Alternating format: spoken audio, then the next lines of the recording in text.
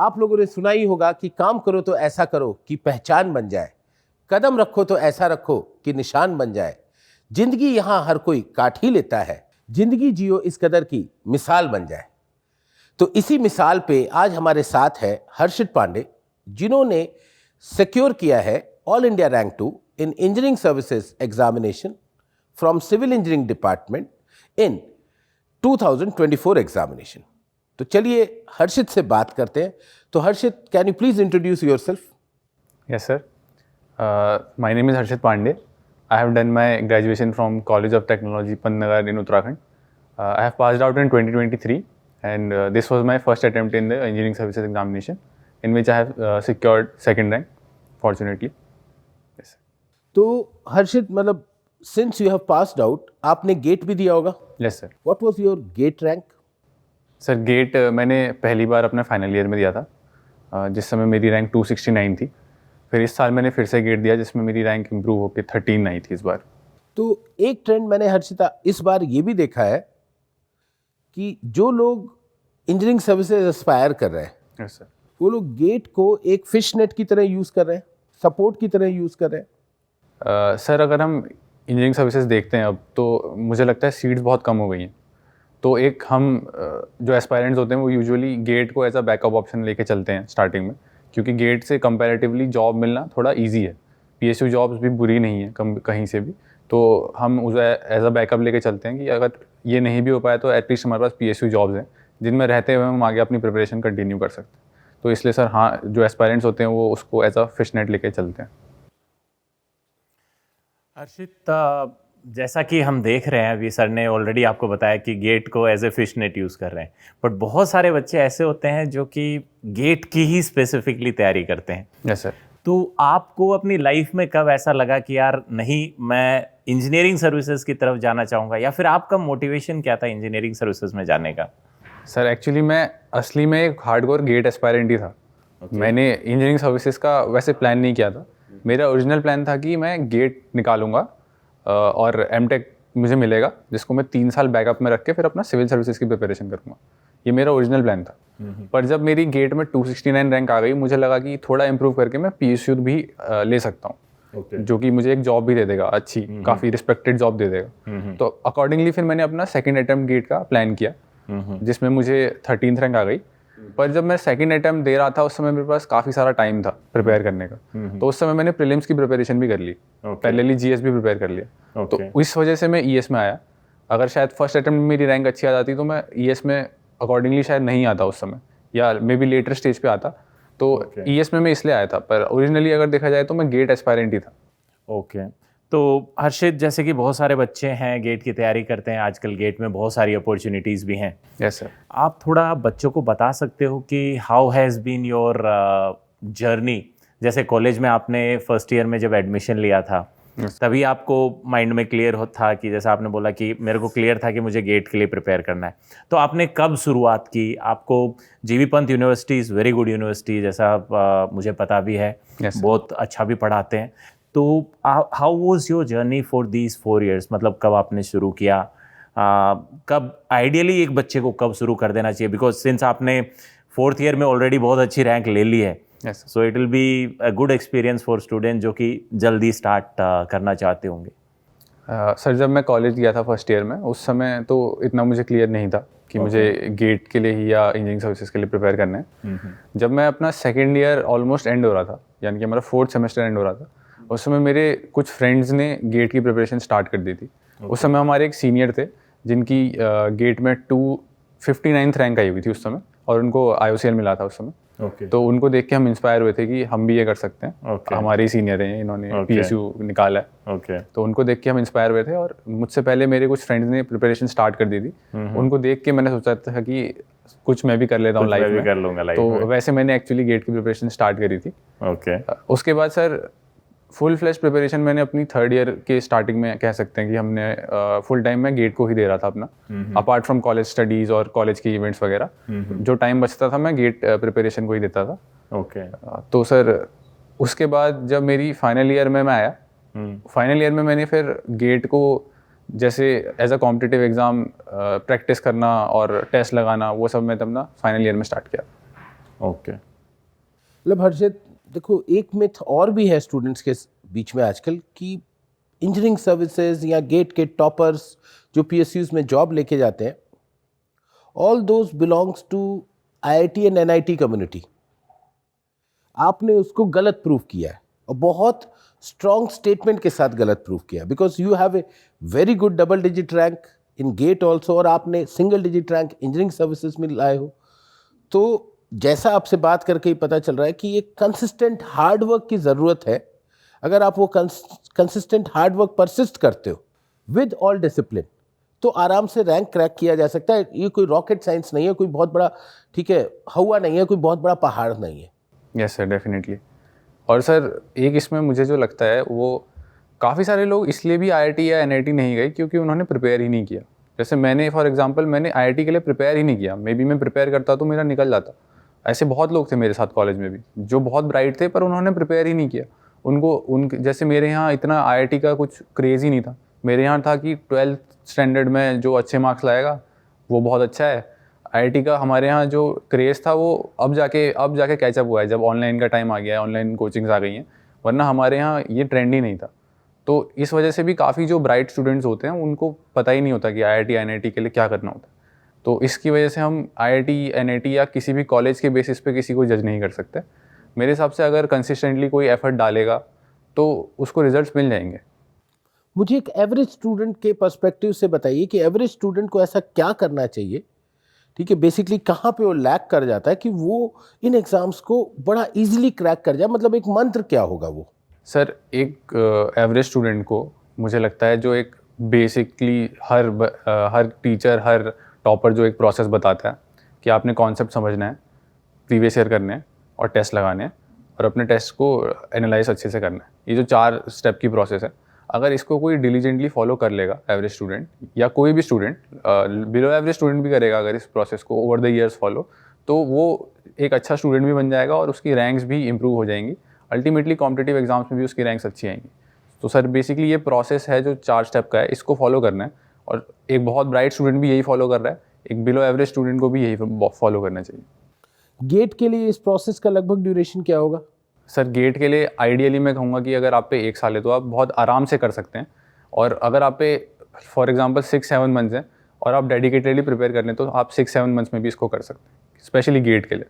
देखिए थोड़ा सा अगर ब्राइटर साइड पे है तो 6-7 months Yes, is very easy for you.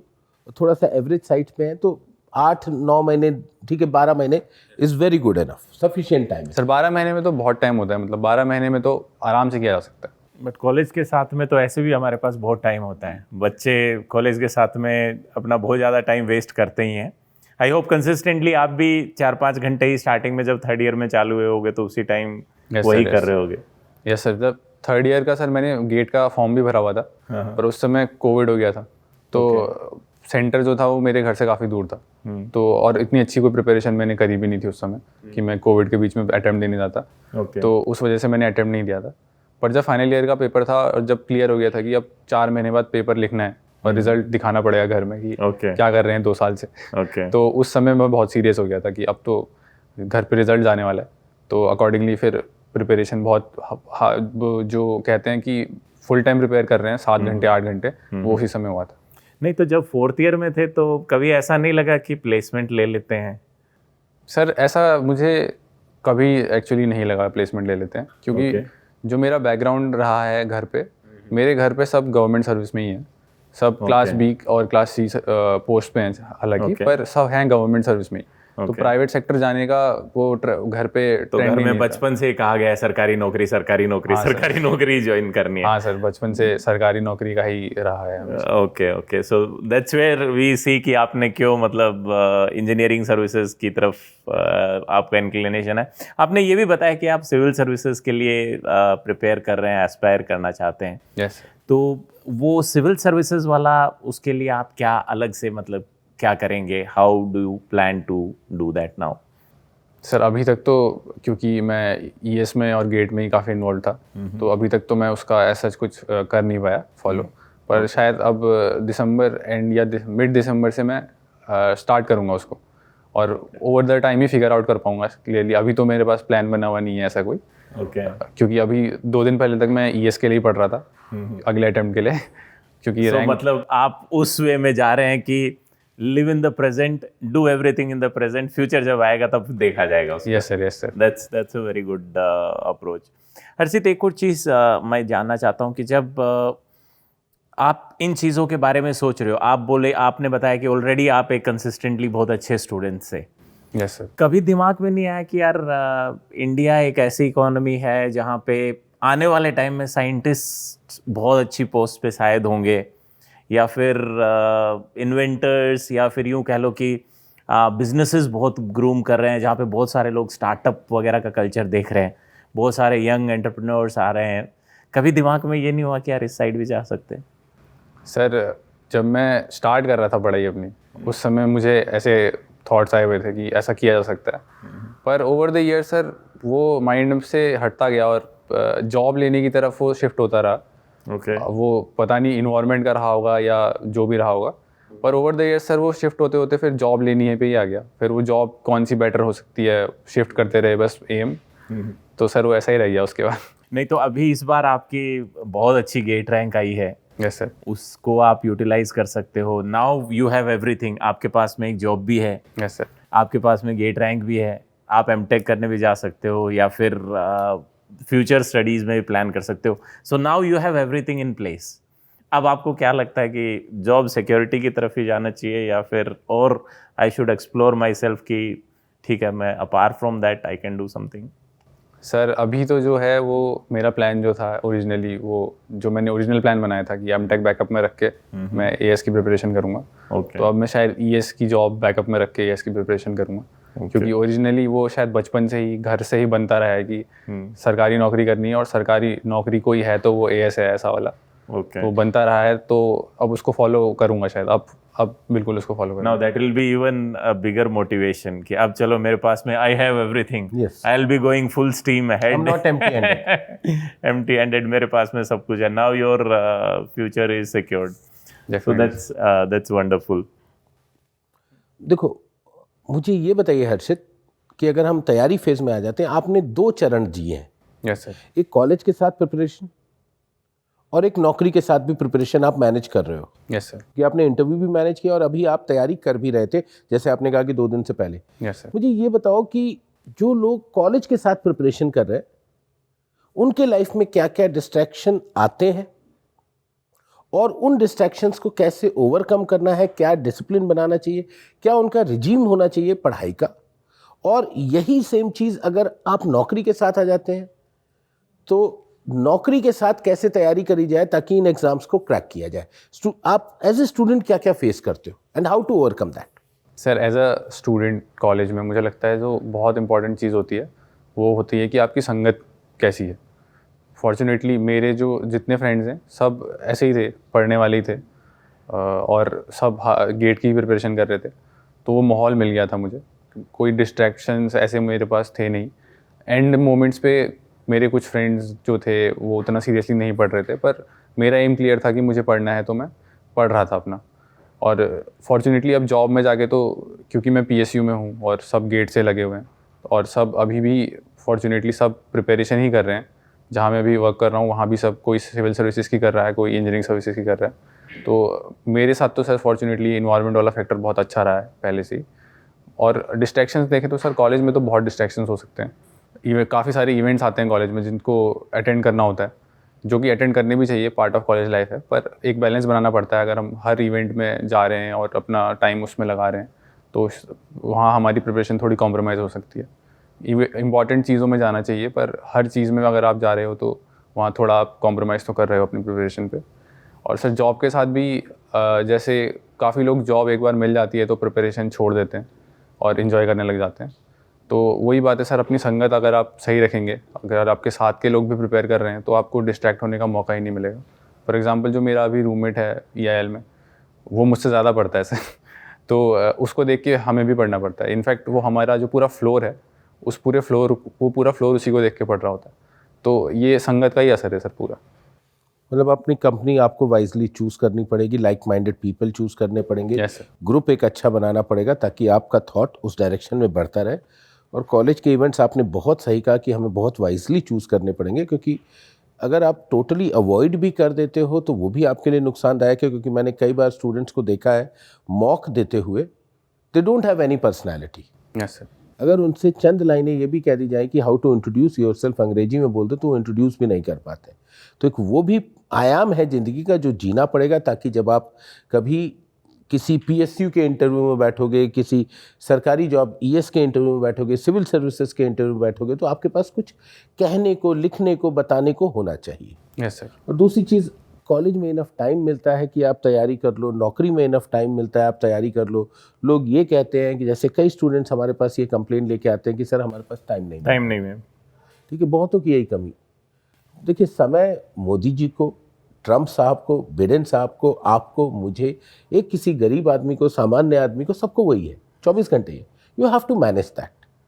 और वो टाइम मैनेजमेंट अगर आप कर गए और उस टाइम मैनेजमेंट में डिसिप्लिन्ड हार्ड वर्क कर गए, then I don't think so कि कोई भी इस सक्सेस से वंचित रह सकता है।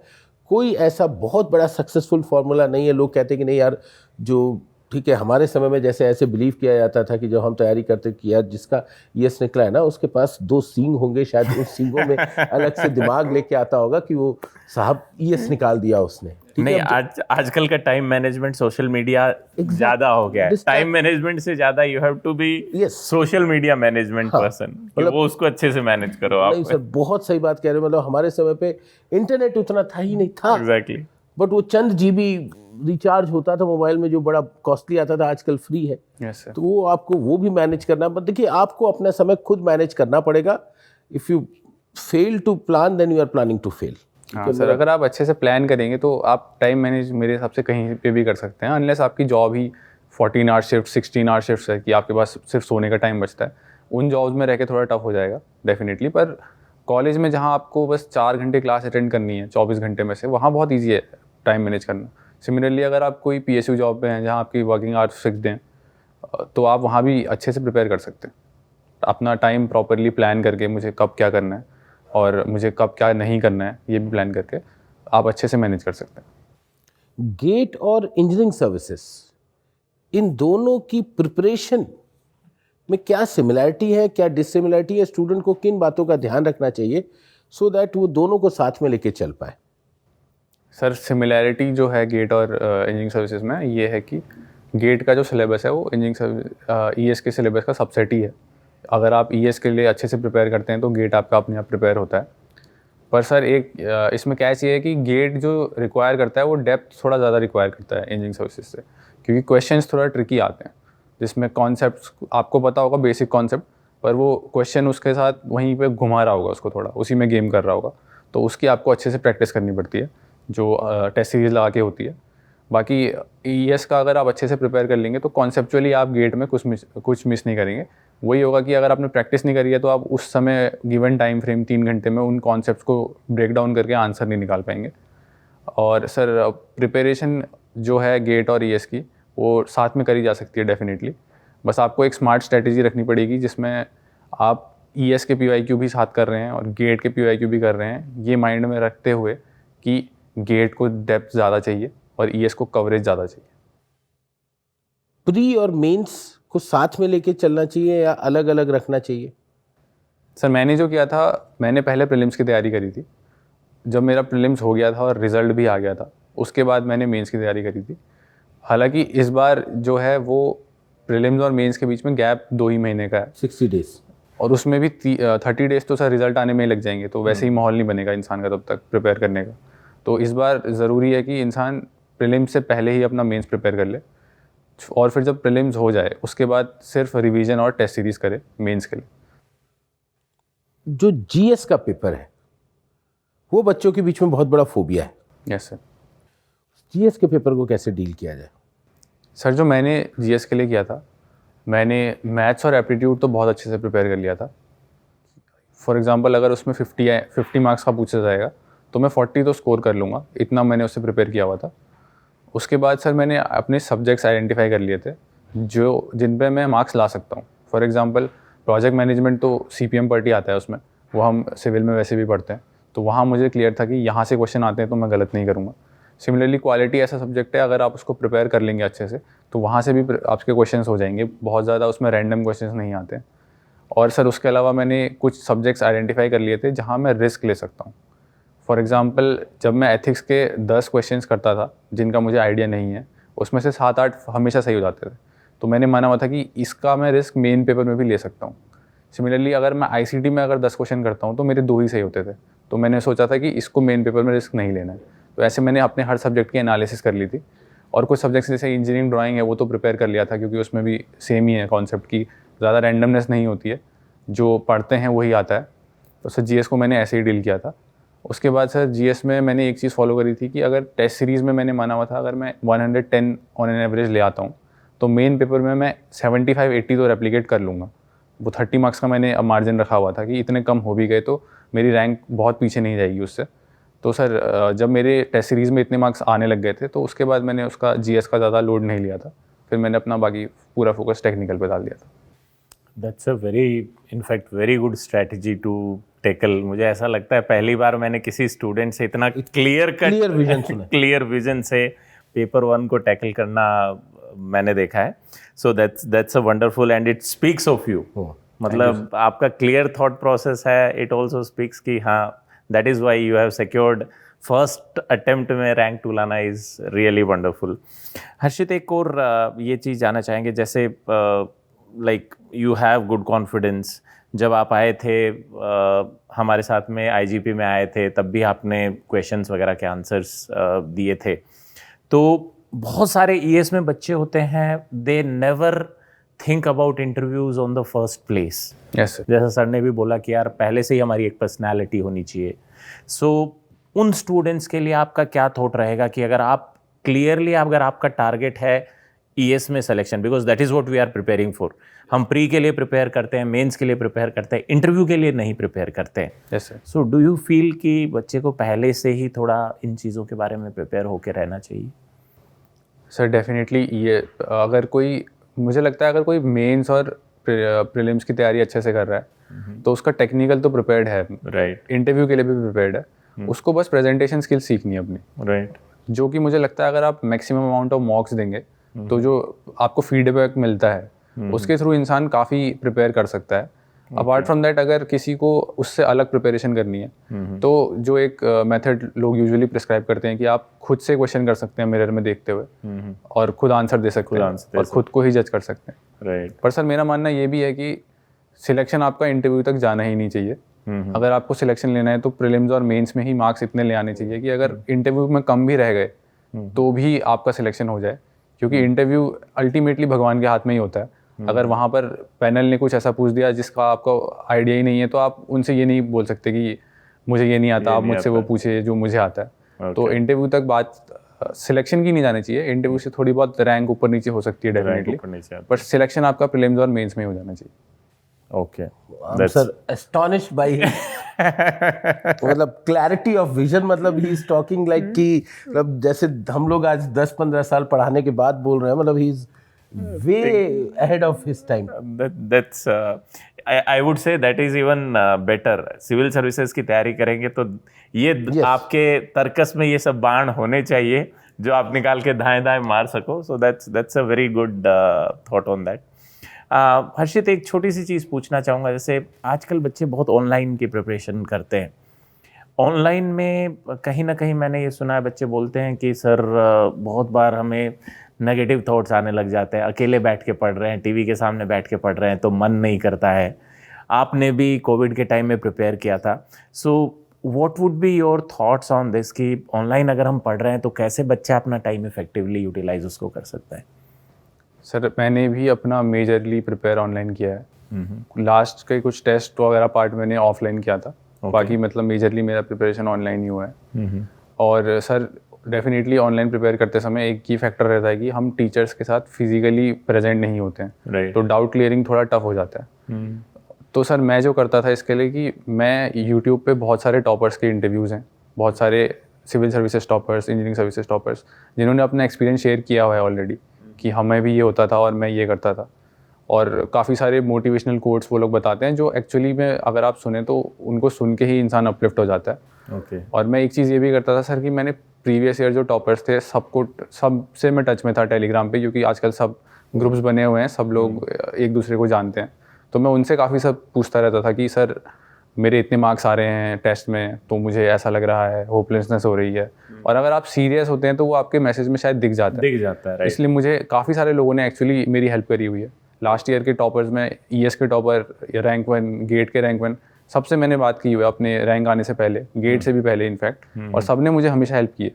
तो मुझे लगता है अगर आप सीरियस होंगे तो आपको यहाँ से भी हेल्प मिल सकती है ऑनलाइन में रहते हुए। ओके। और इसका एडवांटेज डेफिनेटली लेना चाहिए कि आजकल सब एक्सेसिबिलिटी बहुत ज़्यादा है। मैं चाहूँ तो अभी अगर मैं चाहूँ तो सिविल सर्विस के रैंक 1 को भी मैसेज कर सकता हूँ, चाहे वो देखे ना देखे वो अलग बात है, पर एटलीस्ट मैं कर तो सकता ही। कर सकते हैं, एग्जैक्टली। डेफिनेटली सर, ये सब फॉलो करके मुझे लगता है मैनेज किया जा सकता है ऑनलाइन। सो दैट इज, मुझे ऐसा क्या लगता है sir Ankit sir, that is a clear thought of positivity. आपके जैसा कहता है ना, positive energy attracts positive energy. When Harshit has shown, इनका क्लियर थॉट था कि यार I have accessibility, I would be very polite in asking them, I'll be very polite in speaking to them. तो यही मे भी रीज़न हो सकता है कि आपकी इसी पोलाइटनेस की वजह से बाकी सब लोगों ने they might have helped you a lot. मतलब आप ही की बात को मैं समराइज अगर ऐसे करूँ कि मतलब it is about law of attraction. Exactly. और जो लोग कहते हैं कि मैनिफेस्टेशन, तो ही मैनिफेस्टेड इट। Yes sir. ठीक है, लॉ ऑफ अट्रैक्शन मतलब इन्होंने शिद्दत से चाहा और शिद्दत मेहनत से भी करी। चाहा, राइट। ठीक है, इसीलिए लोग जुड़ते, मतलब वो कहते ना कि मतलब मैं तो अकेला चला था, लोग जुड़ते गए, काफिला बन गया। तो वही मतलब हुआ है। तो आप ठीक है, आपने तैयारी अकेले स्टार्ट की थी, बट लोग जुड़ते गए एंड पीपल हेल्प्ड यू। और सर एक चीज़ इससे ये भी होती है कि अगर जैसे मैं सब रैंकर्स से पूछ रहा हूँ तो खुद को भी एक लगता है कि यार वो भी मुझसे एक्सपेक्ट कर रहे होंगे कि अब मैं स्कोर करूंगा। तो एक वो भी बनता है। अगर आप कभी अब फॉल बैक भी हो रहे होंगे, अगर ईजन भी हो रहे होंगे खुद पे, तो खुद एक वो भी लगता है कि यार अब मेरी ही नहीं है एक्सपेक्टेशन, ये भी मुझसे एक्सपेक्ट कर रहे हैं, जिनकी मुझसे रैंक ऑलरेडी आई हुई है। तो सर एक वो फैक्टर भी होता है कि अगर आप खुद को और पुश करते हैं उसके बाद। Right, that's very wonderful. You have taken pressure also as positively, definitely not negatively। मतलब नहीं, ये देखो पॉजिटिव तो रहना ही पड़ेगा अपनी तैयारी के दौरान, क्योंकि मतलब ट्रूली स्पीकिंग किसी को नहीं पता होता कि साहब जैसे इनका रैंक 2 आया, बट इन्हें भी नहीं पता होगा रैंक आने से पहले कि साहब मेरी रैंक 2 क्या, मेरा सिलेक्शन भी होगा। Definitely sir. ठीक है, इंजीनियरिंग सर्विसेज और ये सब बड़े एग्जाम, क्योंकि जितना बड़ा एग्जाम है उतना बड़ा सोशल रिकग्निशन है, उतनी ज़्यादा अनप्रिडिक्टेबिलिटी भी है। Yes sir. तो आपको पॉजिटिव रहना पड़ेगा अपनी तैयारी के दौरान, otherwise you can not sustain. और इन एग्जाम्स के साथ ड्यूरेशन इतना लंबा है, ठीक है, लगभग 1.5 साल की तैयारी लग जाती है इंजीनियरिंग सर्विसेज के लिए। Yes sir. तो 1.5 साल आपको परसिस्ट करना पड़ता है। मतलब हम लोगों के समय में भी ये था, आज भी ये, आगे भी ये रहेगा, ये अटल सत्य है। बिल्कुल सर। इनफैक्ट हमारे टाइम में तो ये 2 साल का प्रोसेस हो जाता था, बिकॉज हमारे टाइम रिजल्ट्स बहुत लेट आते थे। 5-5 महीने तक तो रिजल्ट ही नहीं आता था। इंटरव्यू अभी अक्टूबर में हो जाते हैं या सितंबर में हो जाते हैं, वो इंटरव्यूज मार्च में होते थे। आई स्टिल रिमेंबर कि मैंने इंटरव्यू 1 अप्रैल को मैंने इंटरव्यू दिया भी सर, हाँ, मार्च अप्रैल में इंटरव्यू दिया गर्मी के सीजन में, कि ब्लेजर पहनना मुश्किल हो रहा था। मतलब इट इज, बट हमारे समय में प्री मेंस तो सब एक ही साथ होता था, तो वो कंफ्यूजन भी नहीं रहता था। बट वो 3 दिन का रिगरस प्रोसेस होता था, मतलब बहुत ज्यादा रिगरस प्रोसेस होता था। अब तो फिर भी आप लोगों को ब्रेक मिलता है, पर ठीक है, कंपटीशन भी बढ़ गया है, तो ठीक है, many things, but we can not excuse anything. उसके साथ तो चलना पड़ेगा, क्योंकि ये चीजें तो हमारे हाथ में है नहीं। स्टूडेंट्स आजकल एक्सक्यूज बहुत ढूंढते हैं, बट आपसे जैसे बात करके पता चल रहा है कि भाई एक्सक्यूज नहीं, मुझे सॉल्यूशन ढूंढना है, और सॉल्यूशन सबको पता होता है। यस सर, डेफिनेटली पता तो होता है, सबको पता होता है कि यही सही चीज है, and you have to work on it. बस उस सॉल्यूशन पे एक्ट करने की हिम्मत चाहिए होती है। सर मतलब बहुत बढ़िया, फैबुलस। मतलब seriously speaking, I am fan of yours thoughtfulness जो आपका है। ठीक है, मतलब इतनी क्लैरिटी मैंने किसी स्टूडेंट में बहुत कम देखी। Thank you sir. क्योंकि मैं भी लगभग 15 साल से हर टॉपर से मेरा टच रहा ही रहा है, चाहे वो रैंक 1 आया, रैंक 2 आया, रैंक 3 आया, मतलब तो बहुत कम। True sir. तो बच्चों, आज हमने हर्षित से जाना कि लाइफ के क्या मंत्र हो सकते हैं जिनसे आप सक्सेस अचीव कर सकते हो। हर्षित हमारे सामने एक क्लियर एग्जाम्पल है कि आपको अपनी प्लानिंग जो है वो उस टाइम पे कर लेनी चाहिए जब आपको सक्सेस जिस टाइम पे चाहिए वो उस टाइम पे मिल जाए। हर्षित ने हर चीज़ प्लान करके रखा था कि 4th ईयर से पास आउट होते ही मुझे एक मेरे हाथ में एक जॉब होनी चाहिए जो हर्षित के पास में है। उसके बाद में ये भी प्लानिंग करके रखी हुई थी कि ठीक है इंजीनियरिंग सर्विसेज भी दे सकते हैं, that is also very good opportunity. And now Harshit is also eyeing something which is like we can say हर किसी का ड्रीम होता है बचपन से। आप यूपी बिहार में जाइए, यूपी बिहार में अगर आप किसी छठी क्लास के बच्चे को पूछते हैं कि क्या बनना चाहते हो तो वो हमेशा कहेगा मैं सिविल सर्वेंट यूपीएससी क्लियर करके बनना चाहता हूँ। So we had lot of things जो हमने डिस्कस किए हर्षित के साथ में, and I hope you guys have got lot of motivation, you must have got lot of motivation. Even we are feeling proud कि हर्षित ने जो कुछ चीज़ें शेयर की हैं, I truly say that I am going to follow some of the things which he has said, and that is a very good thing. हर किसी को life में सीखते रहना चाहिए, लर्न करते रहना चाहिए, because that is what keeps you alive. So with this we would like to end the podcast today, but before going एक final मैं हर्षित से पूछना चाहूँगा कि स्टूडेंट्स के लिए आपका लास्ट क्लोजिंग जो वर्ड्स हैं जो आप बताना चाहते हो जो कि उनको लाइफ में सक्सेस में हेल्प कर सके। तो सर मैं ये कहूँगा कि कभी भी सबसे पहली चीज़ है कि अपने अभी तक जो तुमने किया है लाइफ में उससे अपने आप को जज मत करो। तुम्हारा फ्यूचर डिपेंड करेगा कि तुम आज जो कर रहे हो उस पर डिपेंड करेगा, या तुम आगे जो करते हो उस पर डिपेंड करेगा। काफ़ी लोग अपने कॉलेज से खुद को जज कर लेते हैं कि मैं तो IIT से नहीं हूँ तो ये सब चीज़ें मेरे लिए नहीं बनी हुई हैं। उसका कोई सेंस नहीं है, क्योंकि अगर मे भी तुम प्रिपेयर करते तो तुम IIT भी पहुंच जाते। तो ये सब कंपैरिजंस करने का कोई सेंस नहीं है। अगर आप मेहनत करते रहोगे, कंसिस्टेंटली करते रहोगे और ऑनेस्टली करते रहोगे, ऑनेस्टली से मैं ये कहना चाहूँगा कि अगर आप सोचोगे मैं 4 महीने में पेपर निकालूंगा तो आप खुद से ऑनेस्ट नहीं हो रहे हो। ऑनेस्टली आपको ऑनेस्टली सोचना है कि इस एग्ज़ाम में अगर 1.5 साल 2 साल लगता है तो आपको देना पड़ेगा, रिगार्डलेस आप जॉब में सेकेंड ईयर के बाद प्रिपेयर कर रहे हो या आप कॉलेज में सेकेंड ईयर में प्रिपेयर कर रहे हो। जितना टाइम लगता है वो पेपर मांगेगा, आप उसको स्किप नहीं मार सकते। तो अगर आप कंसिस्टेंटली और ऑनेस्टली प्रिपेयर कर रहे हो तो आपको सक्सेस मिल जाएगी। So I hope you heard, everybody heard, हमें अपने आप से ट्रूथफुल रहना है, हमें किसी और को दिखाना नहीं है। We have to be truthful to our self, और हमें उसी टारगेट को अचीव करना है जो हमारे लिए रियलिस्टिक हो। तो with these golden words we would like to take leave on this podcast. We wish Harshit very best for the future endeavors, and we surely feel that we will be in touch, and someday we would invite you over here being a UPSC topper. Thank you so much, Harshit. Thank you, sir. Thank you, sir.